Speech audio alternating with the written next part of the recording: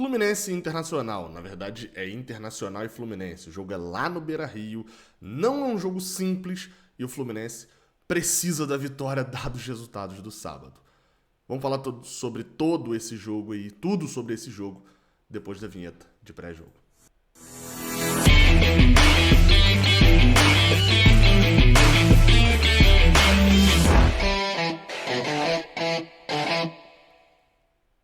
Seja bem-vindo, você guerreiro, você guerreira de todo o Brasil, de todo mundo. Aqui é o canal Raiz Tricolor. Eu sou Gabriel Amaral, eu sou jornalista por formação e sou tricolor de coração. Você deixa o seu like aqui embaixo, você se inscreve aqui no Raiz Tricolor. Isso tudo, é claro, se você gostar aqui do canal. Não se esquece também de comentar o seu palpite pro jogo de hoje. O jogo é muito enroscado, jogo complicado e jogo que você vai poder ter todas as atualizações no OneFootball, aplicativo de futebol presente aí em todos os países, praticamente.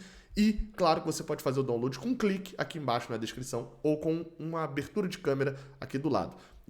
É importante ser um OneFootball porque o Fluminense é o último jogo do dia, tá? Então, é só às 7 horas da noite o jogo de hoje entre Internacional e Fluminense. Então, isso faz com que você tenha que ficar o dia inteiro ligado nos resultados, como, por exemplo, nesse sábado, com a derrota do Corinthians pro Palmeiras, resultado que importava a gente. 4 horas tem Flamengo e Atlético Paranaense, outro que também importa pra gente esse jogo. Então, baixa o OneFootball e aproveita para poder ficar ligado nesses jogos. Às 19 horas, como eu falei, tem Fluminense e Internacional e Fluminense. O jogo é no Beira-Rio. Jogo com transmissão do Sport TV e também do Premier. O jogo de hoje é o jogo de número 89 entre Fluminense e Internacional. São 29 vitórias nossas, 36 vitórias deles, com 26 empates. Detalhe, o último empate nesse confronto foi lá em 2016.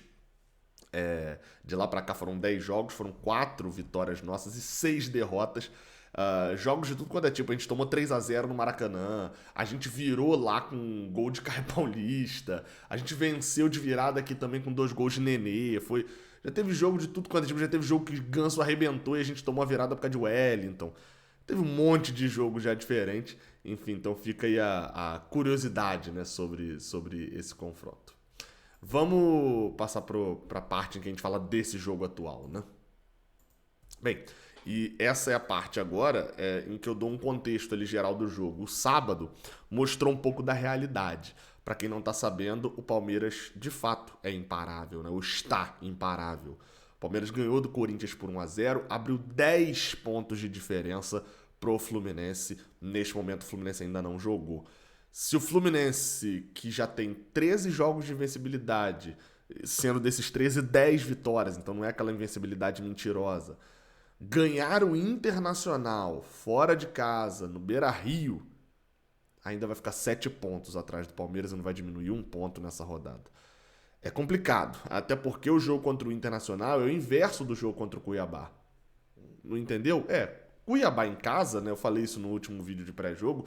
Cuiabá em casa é aquele jogo que se você tá jogando tá jogando Brasileirão para ser campeão, para ir para Libertadores, para meio de tabela ou disputando contra o rebaixamento, você marca 3 pontos ali, não importa a situação que você esteja. O Fluminense tem a obrigação de ganhar 3 pontos contra o Cuiabá dentro de casa. Internacional fora é aquele que é o inverso. Até mesmo se você estiver brigando pelo título, não é um absurdo total você não ganhar o Inter fora de casa, em que pese a situação do Inter tá complicada. Num dia onde o G6 vai se enfrentar, para quem não sabe, né? Primeiro e segundo se enfrentaram no sábado, né? Corinthians e Palmeiras. Nesse domingo tem terceiro contra sexto, que é Fluminense e Internacional, né? Internacional e Fluminense, e quarto contra quinto, que é o Flamengo e Atlético Paranaense. Então, nesse final de semana, você tem que ganhar, principalmente por quê? Porque se você ganhar, você vai botar a diferença em, no mínimo, 3 times. Ou seja, se a gente ganhar agora, a gente bota a diferença em cima do Corinthians, ultrapassa, né, o Corinthians e vira vice-líder. A gente bota a diferença no Internacional que a gente ganhou e bota a diferença em pelo menos Flamengo ou Atlético Paranaense, que vão ser derrotados. Se empatarem, a gente bota a diferença em 4 times.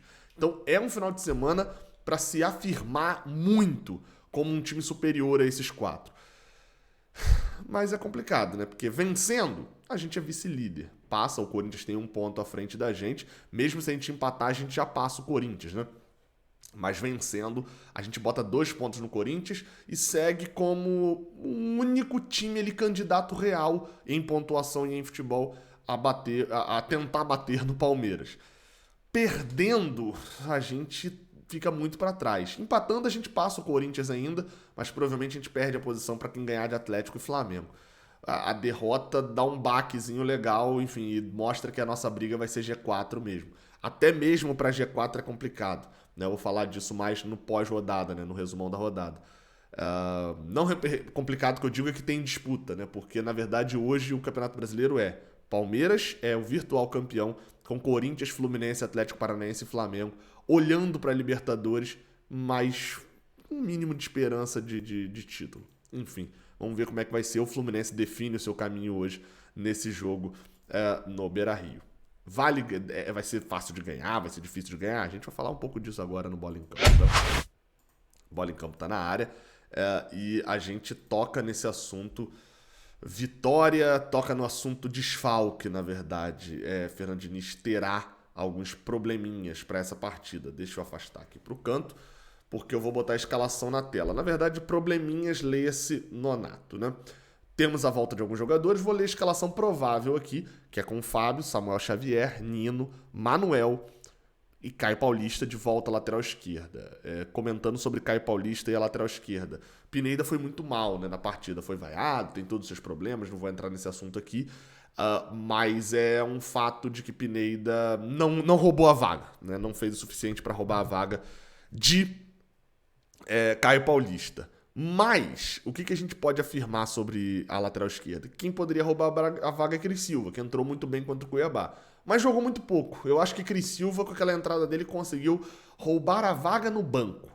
Agora, roubar a vaga do Caio Paulista, acho que ainda não. Mas, enfim, espero ver mais de Cris Silva para ver se rende interessante mesmo. Mas para esse jogo vai o Caio Paulista mesmo.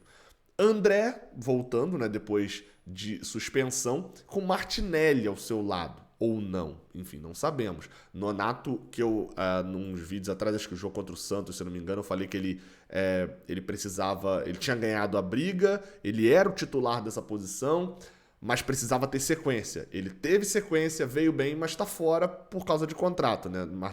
Nonato é emprestado pelo Internacional e o Fluminense teria que pagar um valor ali para ele jogar contra o Inter, não valia a pena. Martinelli é o provável substituto, porque é o jogador que disputa essa posição. Mas ainda corre por fora também o Felipe Melo, volante experiente que pode jogar ali ao lado de André, né? Na última partida, Diniz falou que estava doido para ver o Felipe Melo em campo, é um jogador que sabidamente Diniz gosta muito. Ou então pode ser também que ele surpreenda. Iago Felipe está sem jogar há muito tempo, quase toda essa sequência invicta, o Fluminense não viu o Iago Felipe em campo. Será que o Diniz ressuscita Iago Felipe nesse momento? Será que ele pinta com o Wellington e surpreende todo mundo? Esse eu acho que é o menos provável.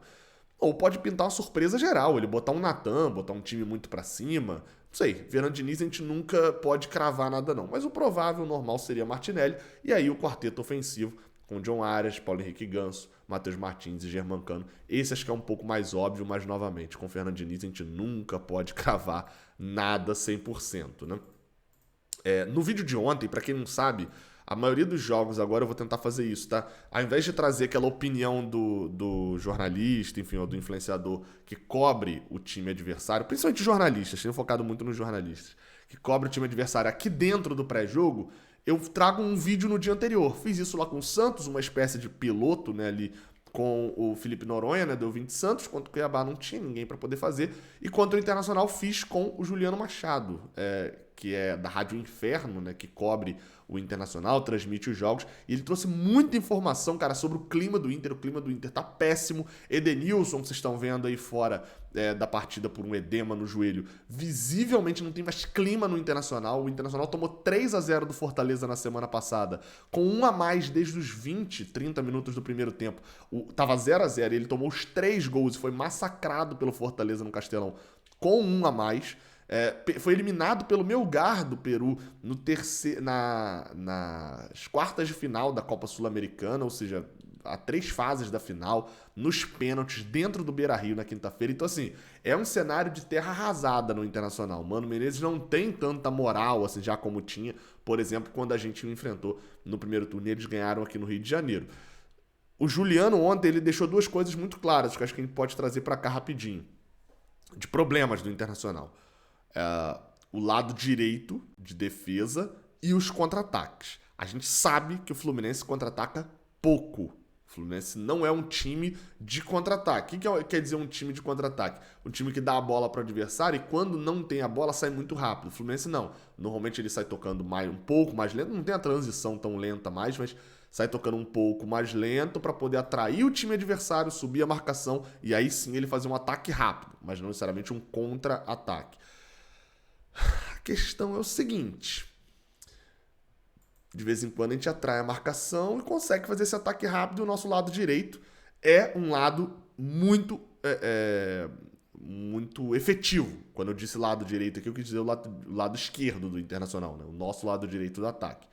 Então assim, se o lado esquerdo deles é um lado mais suscetível a problemas, o nosso lado direito é um lado com mais criação. O Samuel Xavier, com o André às vezes aparecendo por ali, o John Arias cai dos dois lados e às vezes até o Matheus Martins aparece para jogar também.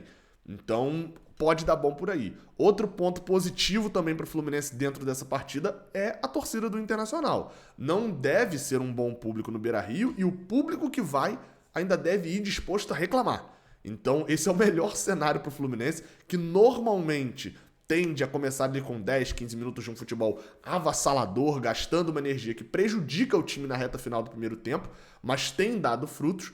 Fazer 1-0 no início é abalar completamente a relação torcida-jogadores e fazer com que um clima de inferno, como diz a rádio que o Juliano trabalha, seja instaurado, mas com a gente dominando esse cenário ali todo, né? Algo muito ruim pro próprio Internacional. Sobre escalação provável, ele falou no jogo passado, né? A gente não tem uma escalação ali definida pelo Internacional, né? Não tem uma cravada. Fato era só que tá confirmado que o Edenilson tá fora, né, da partida. A gente tem ali relacionados alguns jogadores, tá lá no GE. Globo, dá pra você dar uma olhada, mas não tem a escalação provável ali do jogo. Enfim, vamos ver como é que vai funcionar essa partida. E a arbitragem? A arbitragem da partida, ela vai ser feita pelo senhor Ramon Abate Abel. É um árbitro que não é dos mais conhecidos, né? Eu confesso. Tem um detalhe, ele apitou 4 jogos do Fluminense e a gente nunca perdeu. São 2 empates e 2 vitórias. Mas ele apitou já um jogo desse Brasileirão, que foi Fluminense Atlético Paranaense, o 2-1 no primeiro turno, 2 gols de Germancano. E não foi uma arbitragem ruim, não. Foi uma arbitragem bem tranquila nesse jogo.